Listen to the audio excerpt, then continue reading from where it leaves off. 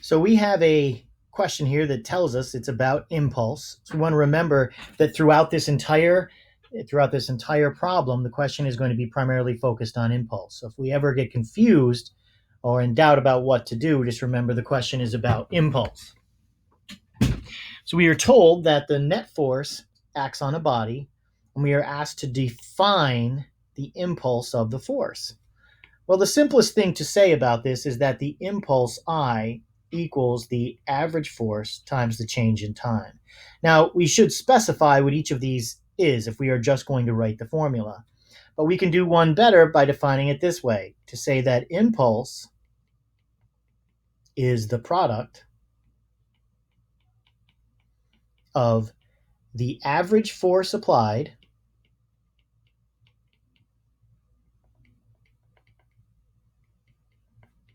and the time it's applied.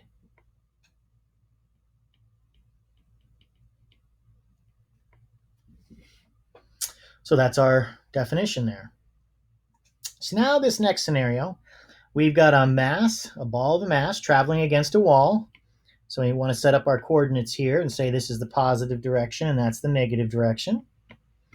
Horizontally with this speed, it strikes the vertical wall and rebounds horizontally. So we know the ball is going to rebound and come back this way. Due to the collision with the wall, 20% of the ball's kinetic energy is dissipated.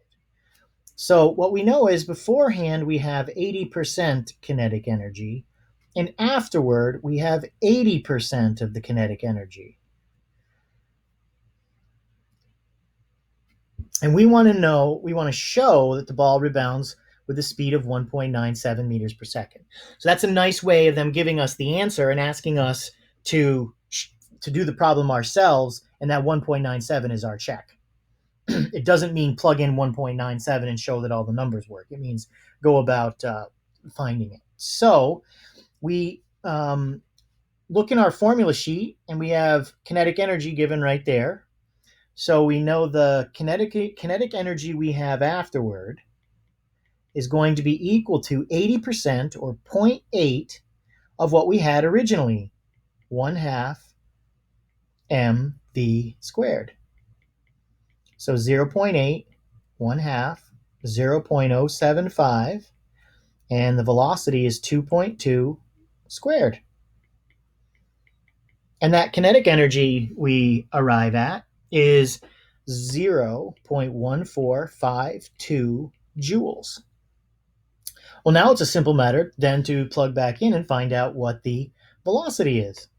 So if the kinetic energy is 1/2 mv squared, then v squared equals 2ek over m, and v is the square root of 2ek over m.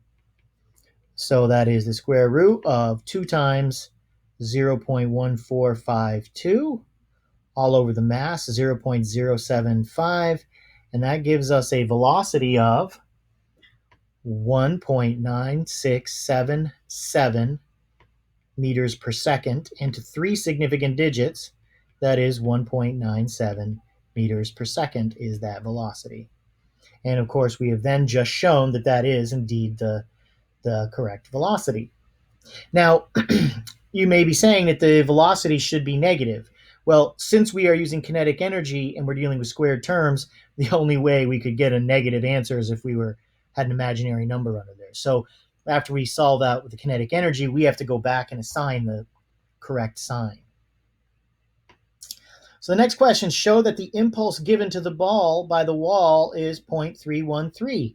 Well, the impulse given to the wall, let's see, is equal to F times T times delta B M delta V. So if the impulse is equal to the change in momentum is equal to the mass times the change in velocity, and we're looking for that impulse, well, what we have is a mass and a change in velocity. So V minus V0. And so we have 0.075, and our final velocity we determined was 1.97 minus the initial velocity, which was, it's a negative 1.97, minus a positive 2.20, and that gives us a J equal to negative 0.31275, which to three significant digits we've been using all along is negative 0.313 kilogram meters per second, or we could use Newton seconds. Since it's impulse, we're better off using Newton seconds.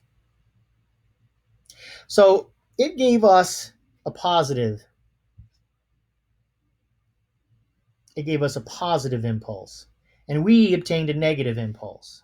Well, let's go back up here and look at this. We have a force that's clearly in the negative direction. The force is negative.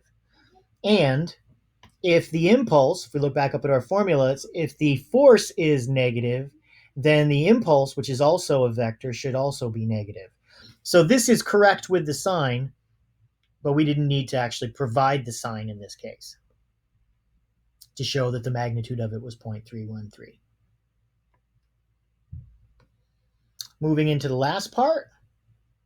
So we've got a ball striking a wall at time t0 and leaves the wall at time t. And we have a graph.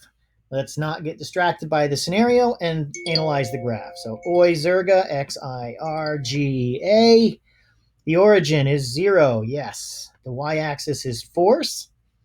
The x-axis is time. The intercept, f0 equals 0, and then later f equals 0. So our y-intercept and our x-intercepts. We can read force and time. The gradient is delta F over delta T, which is the rate of change in force. Anything over delta T is the rate of change in that thing. And the area is F times delta T, which we should recognize as J, the impulse. Aha, so that area is also going to be the change in momentum. Now, if we pause for a moment, we just figured out the impulse. In the previous question, we just figured that out, what the impulse was. And so reading back in our situation here, it hits the wall at time 0 and leaves the wall at time t. So we can think back to the videos we watch of balls making an impact on the ground or the wall. And so we can see then that this is the moment of contact. And the force gets greater and greater and greater and greater until it comes to a stop. And so we know it's actually, it has stopped at that point. That's the maximum compression. And when it gets to the end point where it's just leaving the wall, that's here. And so we notice then that there is some symmetry around this. And we know this total time, we are told, is 0.0894 seconds. Now, the area is the impulse. All right, so we can see that that area in here like so is what we're talking about. Use the impulse given in the last question to estimate the average value of F. Oh, well, we know by our definitions that impulse is the average force times the change in time.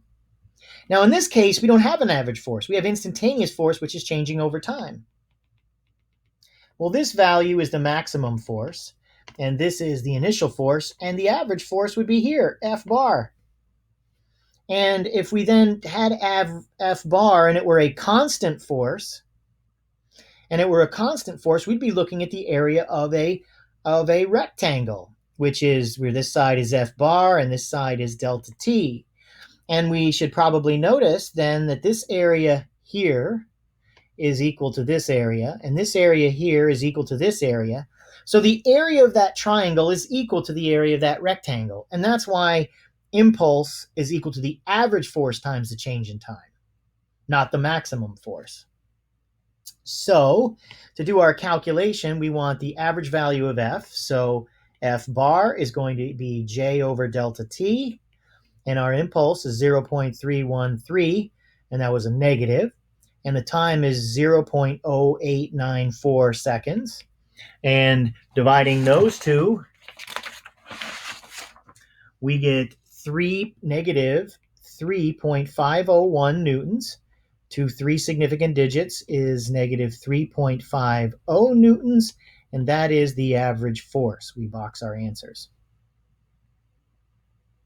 So when we go back to this previous work that we did here, we said the force was negative. When we did our diagram, the force is negative, and of course that is borne out with our with our answer up here with the negative impulse. And that, my friends, is how we do question A24.